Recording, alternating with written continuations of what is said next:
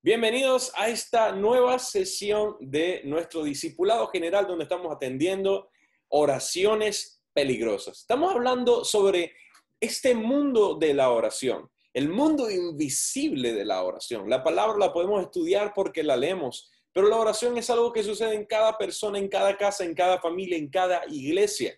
Y la diversidad de la oración es tan amplia como la cantidad de hijos.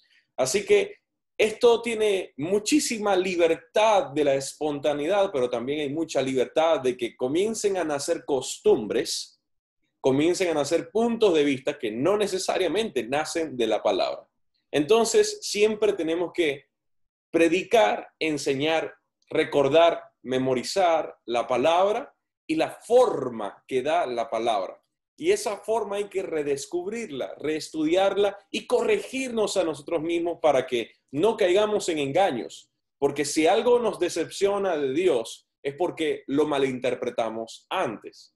Repito, si algo te decepciona de Dios, seas creyente, gnóstico, ateo o cualquier cosa que sea tu convicción, si algo te decepciona es porque realmente lo malinterpretaste antes o lo quisiste ver a una manera que estaba quizás a tu favor, pero Dios es Dios, siempre ha sido Él y Él es la verdad. El punto es que yo quiera ver la verdad de una forma objetiva, sincera y no la verdad a mi forma.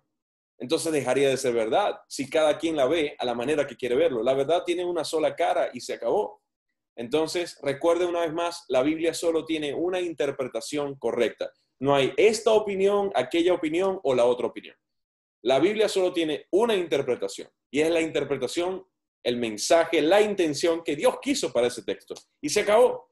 Así que es fundamental que lo entendamos. Muy bien. Ahora vamos a comenzar y quiero exponer una frase del grandísimo predicador, el príncipe de los predicadores que tanto nos gusta citar, que es Charles Spurgeon o Carlos Spurgeon, que él dijo: prefiero enseñar a un hombre a orar que a 10 hombres a predicar. Repito, prefiero enseñar a un hombre a orar que 10 hombres a predicar. Sería una buenísima frase que pueda anotar.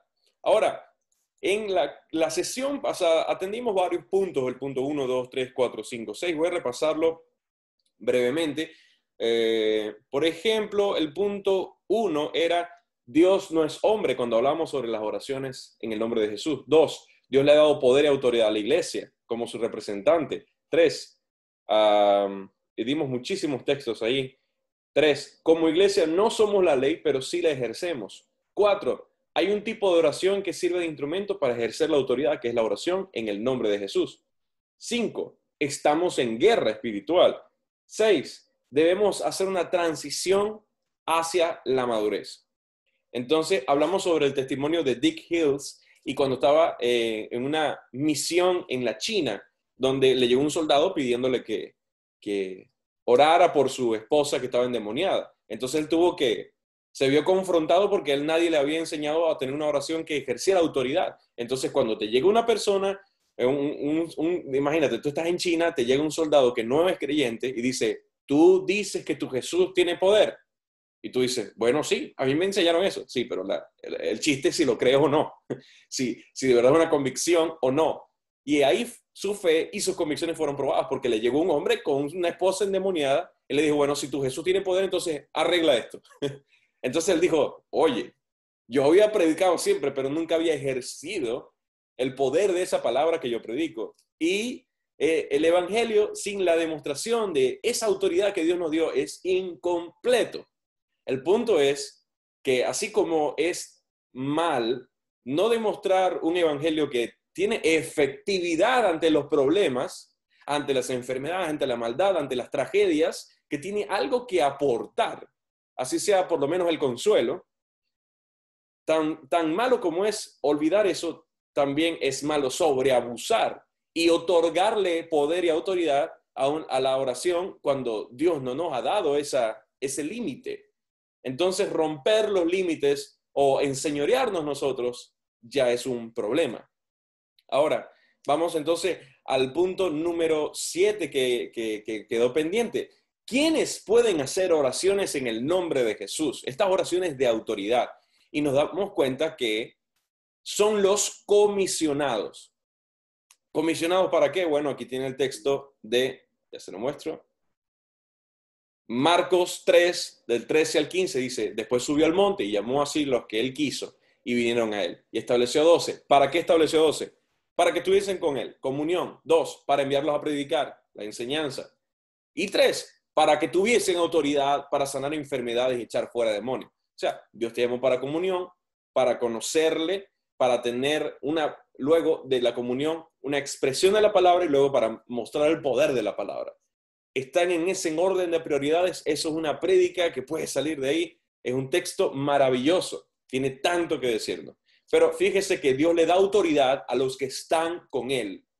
Y no solamente a los que están con Él. Ojo, a los que salen de Él, en el buen sentido de la palabra. Es decir, los que son enviados, comisionados por Él. Si Jesús te envió a ti, si tú tienes una asignación de Dios en la iglesia, entonces Dios te dio a ti autoridad. La unción no es solamente que Dios te cubra, sino que Dios te habilita, Dios te separa, pero Dios te otorga una asignación y al mismo tiempo te otorga la gracia, el favor, la autoridad, los recursos para llevar a cabo eso.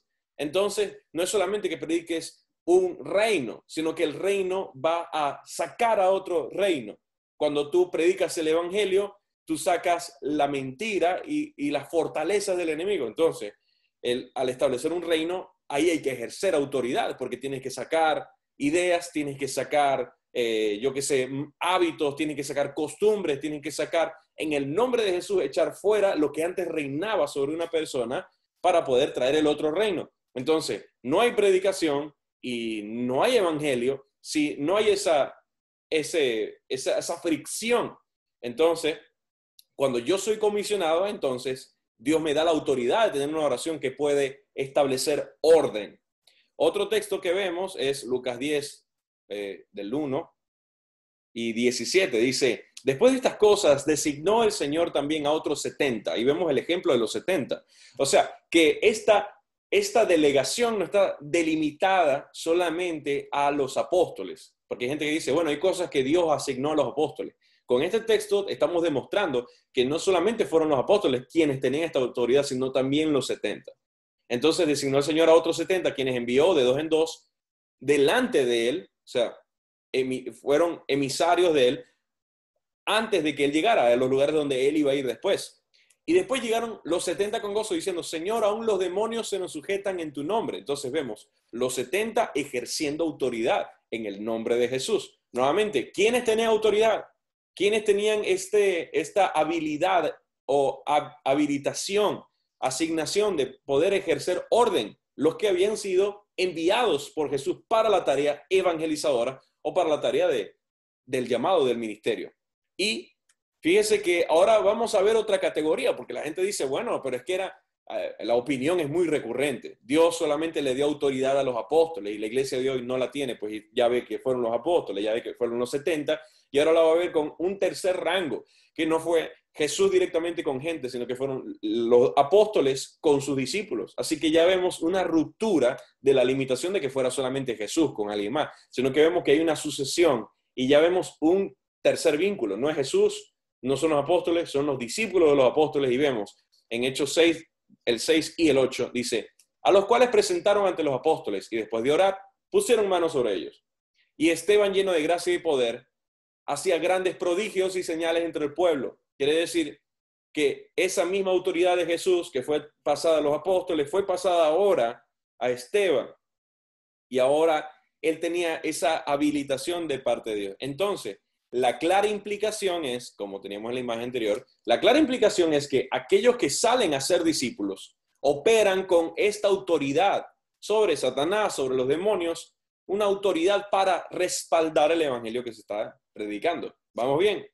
Entonces, es como tener un poder legal. Cuando me gustó mucho que estaba uno de los comentarios que estábamos leyendo, trabajando en el chat, se comentó que cuando oramos tenemos que entender el instrumento legal que nos soporta, y esa es la palabra. Y en términos legales, cuando una persona se va del país, cosa que pasa mucho en Venezuela, cuando la gente migra, dejan un poder, y el poder quiere decir que tu firma tiene el poder de mi firma. Es decir, si con el poder tú puedes firmar un documento como si fueras yo, porque yo te estoy delegando mi autoridad. Es decir, yo te dejo esa asignación porque tengo confianza, porque sé que tú puedes administrar mis bienes y sé que tú me puedes representar en mi ciudad. Entonces tú puedes comprar y vender cosas a nivel legal. Entonces, hablando legalmente en el mundo espiritual, Jesús entonces nos delega su autoridad y entonces yo también tengo su representatividad aquí en la tierra para orar con autoridad, porque yo soy su representante y somos una embajada del cielo. ¿Lo ve? Entonces, si yo soy enviado por Él, entonces soy enviado con la autoridad de Él y soy enviado con el respaldo de Él. No quiere decir que sea mi autoridad, yo lo represento a Él. No es mi casa, es su casa, pero tengo la habilidad de representar su casa, su bien, sus recursos aquí en la tierra. Él me da una parte y puedo entonces representarle con plenitud. Entonces, seguimos. Entonces, ¿cuál es el propósito de este tipo de oraciones? Las oraciones en el nombre de Jesús. Bueno, estas oraciones establecen justicia. Estas oraciones cortan la rebelión. La palabra dice que el árbol que no da fruto va a ser cortado. Este tipo de oraciones que ejercen autoridad sacan la escoria, sacan la murmuración, sacan lo que está enfermo. Tienen que establecer juicio, tienen que establecer orden, fijar un límite. Un límite puede ser a la enfermedad, puede ser un límite a un problema en la iglesia, puede ser un límite, yo qué sé. También es una señal de validez del mensaje que se predica, porque las señales existen para respaldar el mensaje. Las señales son un simple accesorio que demuestra que el mensaje que se predica es de Dios. Y por último, y el fin mayor, principal, es que estas oraciones, su finalidad es glorificar a Cristo. No es glorificarte a ti, ni a mí, ni darnos renombre, ni a tu congregación, ni tu ministerio, ni tu organización, ni tu proyecto. A nadie le importa eso. La oración tiene como propósito glorificar a Cristo. Todo lo demás va a pasar, se va a olvidar. Pero Cristo es el centro y Él es el que va a ser reconocido. No es que, bueno, es que en mi iglesia sí se mueve el Espíritu Santo y en la tuya no. ¿Qué? ¿Estás glorificando a Cristo con eso? Claro que no. La actitud es, yo puedo ejercer autoridad, sí, pero para empezar, no es necesariamente mía. Él me designó a mí y yo puedo representarle a Él. Y número dos, no lo hago para mi gloria. No lo hago para mi reconocimiento. Los 70 regresaron y dijeron, aún los demonios se sujetan en tu nombre. Y Jesús le dijo, pues no se alegren por eso. Alégrense, gócense, porque ustedes son salvos. Entonces, no hay reconocimiento, no hay aplauso en que ejerzamos autoridad, porque sencillamente es algo que Dios nos está regalando y nos permite participar. Porque finalmente la gloria es de Él y la finalidad de todo es para que Él sea honrado, no yo, no un nombre, no un título, solamente Él. Bien, y el último argumento, que este es un argumento que a mí me fascina, y es sobre todo con las personas que son continuistas y las cesacionistas. Los continuistas dicen que el poder, el testimonio, el mover que Dios tuvo en la iglesia primitiva en Hechos, se murió ahí. Esos son los cesacionistas, perdón. Y los continuistas son los que creen que el mover, el testimonio, la forma de avance de la iglesia, de Hechos, continúa el día de hoy. Es decir, señales, prodigios, dones, que si Dios sanaba que si levantaban al cojo, que si había una palabra profética. O sea, los cesacionistas dicen que eso cesó y los continuistas dicen que eso continúa. Entonces, hay infinidad de corrientes en la iglesia. Pero la pregunta que hace la pausa y la pregunta que me lleva a mí a tener la mayor confianza posible es ¿por qué Dios nos daría un modelo de iglesia que no quiere que sigamos? ¿Por qué Jesús nos hace ver a una iglesia que se desarrolle? ¿Por qué tenemos una iglesia en Hechos? Vemos una iglesia desarrollada también por los apóstoles, Pablo, Pedro, Juan, Santiago, y que después, no, es como el chiste de, ¿cómo llegó a tu casa? Bueno, tú sabes la casa amarilla de bloque. Ok, ahí no vivo yo. Ok, después cruzas a la derecha y ves el edificio, el de 9 pisos. Ok, esa no es mi casa. O sea, pues, Jesús no te va a dar la dirección ni el modelo así. O sea, no tiene sentido que Dios nos dé una iglesia que no quiere que sigamos. Un modelo en la palabra que no quiere que imitemos. Una fe que no quiere que sigamos. Entonces, ¿por qué Dios nos daría una iglesia que tiene autoridad, una iglesia que se mueve, una iglesia que tiene testimonio y después nos dice, bueno, esa iglesia, ok, ustedes no van a hacer esa iglesia. Ustedes van a hacer un cuarto, la mitad, menos de la mitad de la mitad de la mitad de esa iglesia. Siéntanse conformes con eso. Pues no me parece para nada lógico y mi conciencia no me dejaría tranquilo con eso. Así que nuevamente, ¿por qué Dios nos daría un modelo de iglesia que no quiere que sigamos? ¿Por qué no podemos ser imitadores de la fe de la iglesia de Hechos? ¿O no podemos tener la fe y el coraje de manifestar hoy lo que la iglesia en Hechos hizo? Entonces, póngase a pensar en eso. Comparte ese comentario con otras personas y deje que esa pregunta le haga retumbar y redescubrir las escrituras a la luz de lo que el Señor tiene. Le tengo un reto. ¿Cuál es el reto? Escuche, reto. El reto es que cuando una persona le llegue con un problema en esta semana, usted no se quede de brazos cruzados, sino que inmediatamente le diga, voy a orar por ti. Cuando una persona le llegue con un problema, usted le va a decir, tranquilo, voy a orar por ti. Lo que hace el cristiano común es, bueno, voy a ver qué te puedo ayudar. Ok, está bien, es una actitud piadosa, generosa, ok, pero no es suficiente. Por favor, empiece diciendo, voy a orar por ti.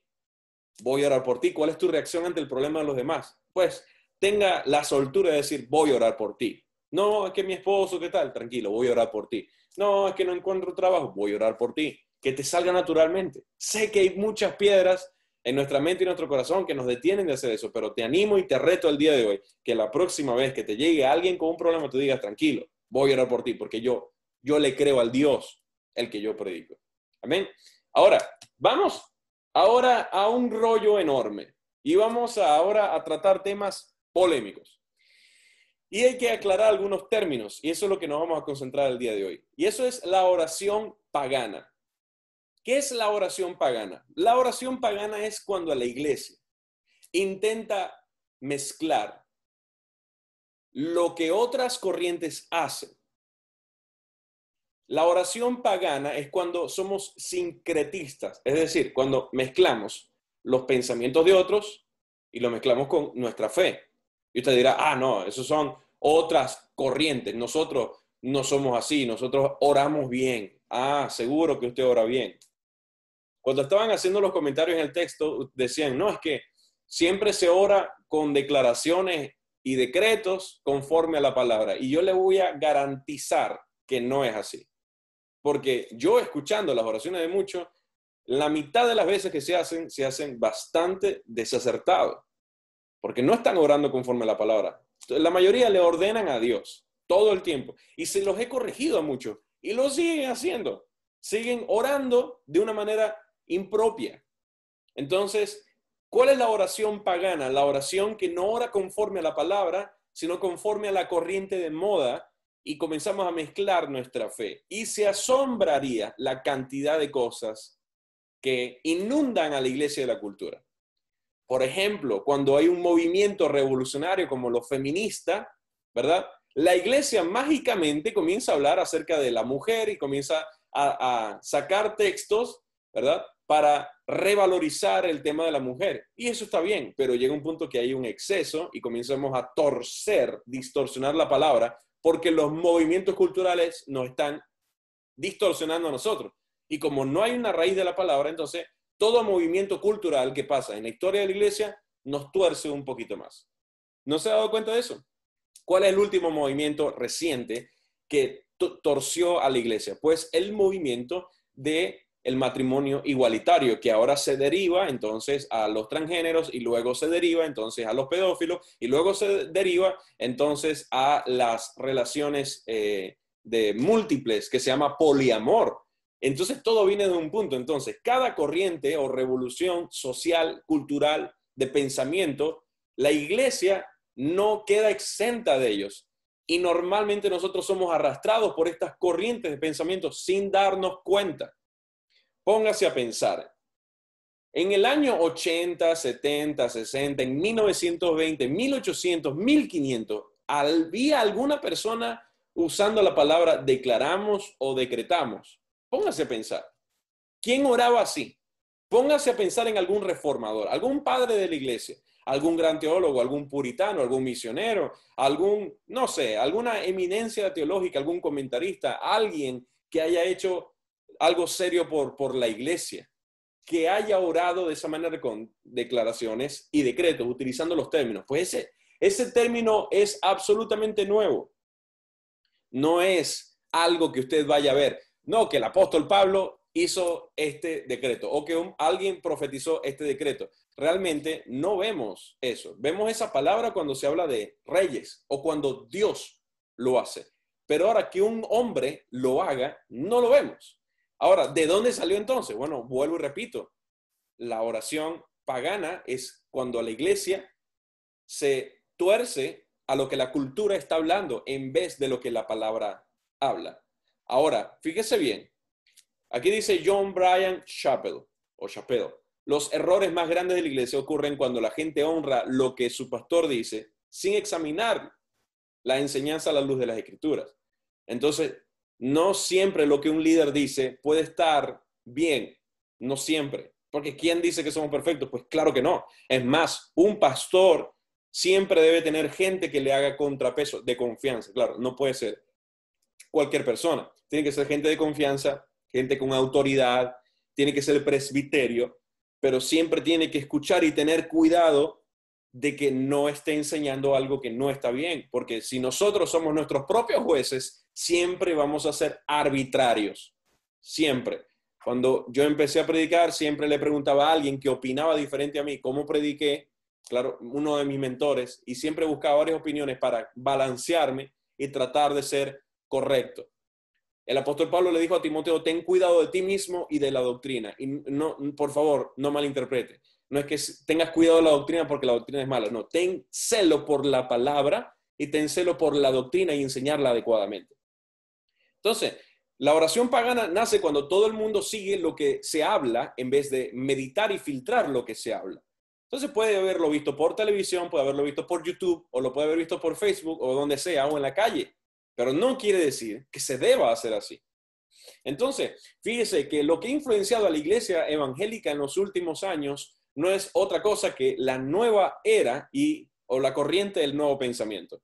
Hay unas personas hay muchas figuras importantes de este movimiento, pero ahí encontramos a Emanuel Swedenborg y otro llamado Phineas Quimby, y ambos no creían en el evangelio. Ellos enseñaban que la mente, fíjense la imagen, que la mente puede dictar la realidad. Según ellos, todo nuestro mundo es una extensión de lo que pensamos. Es decir, nuestro pensamiento forma nuestro universo. Esa es la premisa metafísica. Y a la iglesia ha llegado gente que viene de la metafísica. Entonces, esto es una corriente que tiene un carácter gnóstico, esotérico, con un lenguaje que intenta ser científico, pero no lo es. Hay otra persona famosa que ha hablado acerca del tema y se llama Connie Méndez, que murió en el 79. Ella era actriz y era poetisa venezolana, era una poeta venezolana. Y ella era seguidor de uno de estos representantes de la onda metafísica, y ella también predicaba el pensamiento positivo, pero lo comenzó a mezclar con el cristianismo, y ella es una de las precursoras del cristianismo metafísico. ¿Cuál es el cristianismo metafísico? Bueno, que yo lo digo y se hace realidad, que mis pensamientos crean el universo. Ahora va a entrar la gente y va a decir, bueno, quizás tenga algo de verdad, quizás tenga algo de mentira, porque y si tomaron cosas de la palabra y las unieron otras cosas, bueno, la verdad es que si se va a dejar llevar por eso, ya va a tener un punto de vista, un concepto ya que está turbio. Entonces, la corriente yo le invito, por favor, que estudie y observe cómo funciona la metafísica y la gente que proclama la metafísica. Y existe una metafísica cristiana y le puedo prometer que se ha filtrado a las iglesias. Fíjese una frase que decía Connie Méndez, esta venezolana que es precursora del cristianismo metafísico. Ella decía, la salvación ya no viene por la sangre de Jesús, sino por hacer una oración de Saint Germain. ¿La oración de quién? que la salvación no viene por Jesús, sino por una oración que yo hago y que no es necesariamente Jesús. Le voy a dar unas pequeñas oraciones que tienen los metafísicos. Yo soy. ¿Has escuchado eso? Hay libros incluso de eso. Las oraciones del yo soy, de declararme a mí mismo. Yo soy un imán para el dinero, haciendo que venga a mis manos por distintos canales. Yo soy la fortuna y la abundancia inagotable. Dios es la provisión de mi dinero. Gracias, Padre. ¡Wow! Otra oración metafísica. Yo soy la resurrección y la vida y mi libertad mental. Son oraciones que vienen así.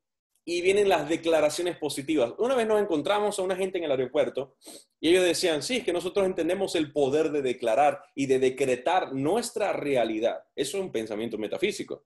Y vienen este tipo de frases. El punto es cuando a la iglesia le parece atractiva la moda y comienza a intentar que los versículos se alineen a esta nueva corriente. Entonces nosotros comenzamos a decir, bueno, declara la palabra sobre ti, de que yo soy esto y aquello y lo otro. Al principio, si usted lo rellena de versículos, usted va a decir, no, pero es que eso son palabras bíblicas. Sí, mi amigo, pero ¿de dónde viene el movimiento? ¿De dónde viene el movimiento? Entonces, puede parecer un punto de inicio inocente, pero si seguimos desarrollando una cultura que no nace de la palabra, sino que nace un movimiento externo, porque antes de ese movimiento externo nadie hablaba de eso, la iglesia agarra eso como un punto de inicio y seguimos desarrollando otras teologías y otras dogmas y otras formas de cultura de iglesia que no nacieron de la palabra. Entonces, ahí viene el punto de, por ejemplo, declarar. Declarar es simplemente contar algo, ¿verdad? Declarar es decir algo, decirlo al público, y eso está bien. Y yo puedo declarar la palabra de Dios. El punto es cuando la iglesia, influenciada por estas corrientes, quiere declarar ahora la voluntad de Dios, pero realmente terminamos declarando la nuestra. O sea, yo declaro lo que Dios va a hacer. Señor, declaramos que tú vas a hacer esto. ¿Y quién te dijo eso? No, declaramos que yo voy a ser próspero. ¿Y quién dijo eso? No, es porque es que la palabra dice que Dios me quiere bendecir. Pues no es que Dios te quiere bendecir. ¿Alguna vez has leído Proverbios? Proverbios tiene 2 millones de cláusulas de cómo Dios te puede bendecir la finanza. Si no trabajas y no te pones las pilas, Dios no te va a bendecir. Entonces no declares que Dios te va a bendecir solamente porque tú dices, yo declaro que Dios me va a bendecir. Pues eso es obvio. Mejor ora para que Dios te dé la fuerza para ser diligente y pararte a hacer el trabajo que tienes que hacer. Porque puedes decir, no, yo declaro que las finanzas vienen a mí. Pues eso es más metafísica que una oración de la palabra. Mire, el truco, la regla, la señal definitiva es, ¿cómo sé que estoy orando bien? Pues ore como ora la palabra. Sí, el libro de Salmos es un libro extremadamente completo de oraciones, no solamente canciones. Son oraciones, poemas, son enseñanzas cantadas de todo tipo. En los salmos están mucha variedad de arte hebrea. Por favor, léalos. Y si quiere orar con seguridad, pues ore lo que la palabra ora. Y usted dice, no sé si orar de esta manera u otra. Pues vea la palabra. En los salmos vemos oraciones de frustración. ¿Acaso usted a veces ora con frustración? Oraciones que reclaman a Dios promesas. Pues sí las hay. Pero inspirémonos en el margen que nos da la palabra, que es bastante amplio. Y no solo nos queremos quedar con una parte. Entonces, los hombres en la Biblia declaran los atributos de Dios. Eso está bien. Declaran su misericordia, declaran su obra, declaran los planes de Dios, declaran cosas que les pasan. Pero otra cosa es declarar que a ti te va a suceder algo porque tú quieres. ¿De acuerdo? Sin embargo, aunque declararte de una forma correcta, normalmente lo usamos de una forma no correcta. Y aquí vemos varios textos.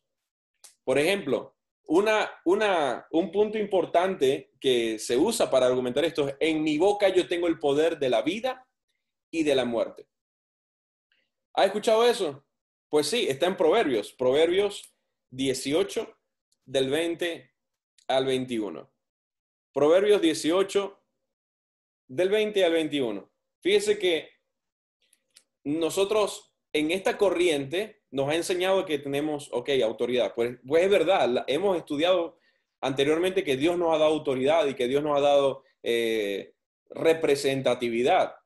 Pero ahora necesitamos fijar los límites. Porque sí, la Biblia dice en Proverbios, ¿verdad? Que la lengua puede traer vida o muerte, literalmente. Dice eso, la lengua puede traer vida o muerte. Pero si nosotros tomamos ese texto y lo queremos expandir demasiado, vamos a salirnos de los límites de la palabra. Hay que estudiarlo en el contexto. Entonces decir que en mi boca hay autoridad para dar vida y para dar muerte, ¿verdad? Tienes razón, pero no tanto como tú lo quieres ver. Igual que el texto de atar y desatar, eso lo vamos a estudiar hoy. De antemano, quiero hacer un pequeño paréntesis. Nos quedan 4 minutos. En este instante, por favor, escriban en el chat los que sí pueden unirse después de que se acabe este Zoom para continuar y terminar esta clase. Para hacer otro Zoom por el límite de tiempo. Si pueden, digan sí, por favor. Los leo.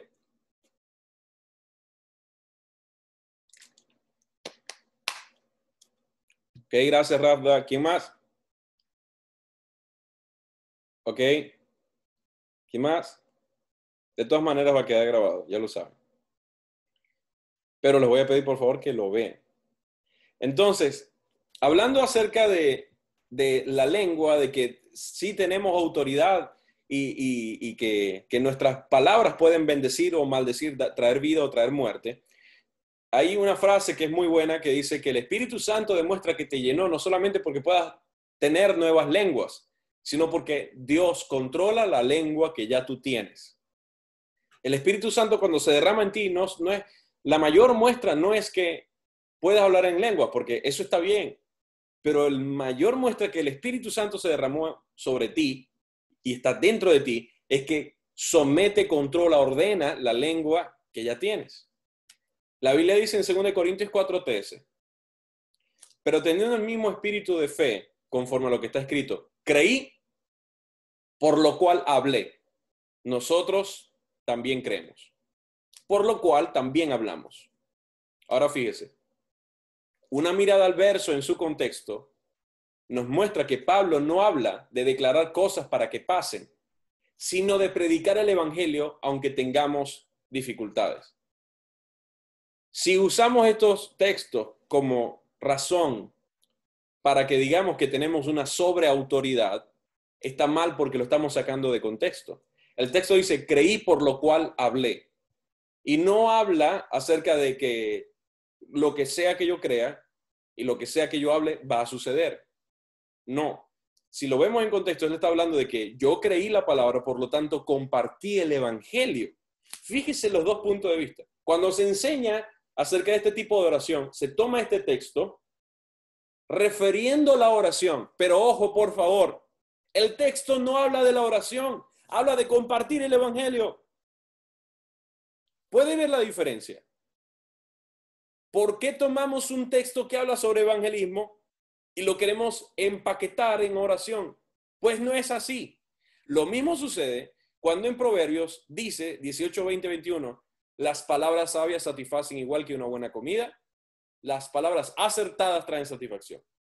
La lengua puede traer vida o muerte. Los que hablan mucho cosecharán las consecuencias. Esto es un texto que habla sobre relaciones. Es un texto que habla sobre cómo tu boca puede edificar la vida de tu amigo, puede edificar la vida de tu esposa, de tus hijos, o la puede destruir. Puedes traerles vida o maldecirlos por las palabras que siembras en ellos. Totalmente cierto. Pero, nuevamente, es un error tomar un texto de Proverbios que no habla sobre la oración, sino sobre las relaciones, y a decir que ese texto es un argumento para orar de esa manera. Pues no lo es.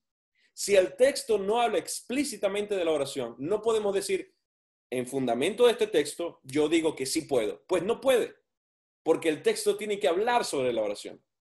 no cometamos el error de tener un texto que habla sobre relaciones, sobre predicar y querer que justifique una costumbre de oración, porque en esa transición tenemos error. Muy bien, entonces ahí tenemos desmentido el mito de en mi boca yo tengo poder. El mayor poder es que el Espíritu Santo ya controle tu lengua y Él mismo te enseñe a orar conforme a su voluntad. Ya se nos acabó el tiempo de esta sesión, vamos a cerrarla y vamos a abrir una nueva para continuar. Un fuerte abrazo.